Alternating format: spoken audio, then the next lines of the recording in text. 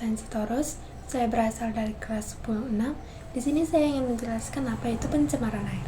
Pencemaran air adalah suatu perubahan keadaan di suatu tempat seperti danau, sungai, lautan, dan air tanah akibat aktivitas manusia.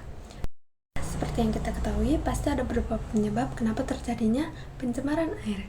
Yang pertama, ada meningkatnya kandungan nutrien yang mengarah pada eutrofikasi sampah organik seperti air comberan yang menyebabkan peningkatan kebutuhan oksigen pada air yang menerimanya. Industri membuang berbagai macam polutan ke dalam air limbah seperti logam berat, toksin organik, dan minyak. Adanya penyebab, pasti akan ada akibat yang terjadi karena pencemaran air. Yang pertama, ada terganggunya kehidupan organisme air karena berkurangnya kandungan oksigen yang dapat menyebabkan kematian. Kedua, tersumbatnya penyaring reservoir yang dapat menyebabkan perubahan ekologi. Yang ketiga dan yang terakhir, ada terjadinya ledakan gagang dan tumbuhan air atau eutrofikasi. Negara dengan tingkat pencemaran air tertinggi di dunia ada 5, yaitu Bangladesh, Pakistan, Mongolia, Indonesia, dan Afghanistan. Pencemaran air di Indonesia. Indonesia merupakan salah satu negara dengan ketersediaan air bersih terbanyak di dunia. Namun karena ulah manusia, Indonesia menempati peringkat pertama sebagai negara paling polusi di dunia.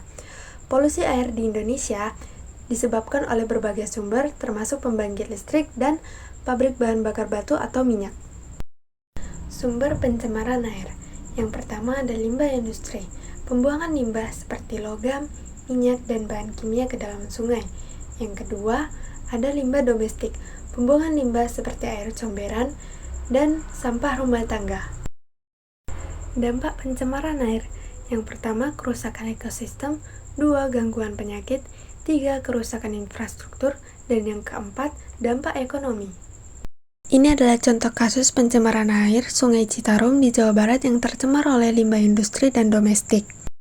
Kasus kedua terjadi di Teluk Jakarta yang tercemar oleh limbah industri dan domestik. Dan yang terakhir terjadi di Solo, Jawa Tengah, Sungai Bengawan yang tercemar oleh limbah industri dan domestik.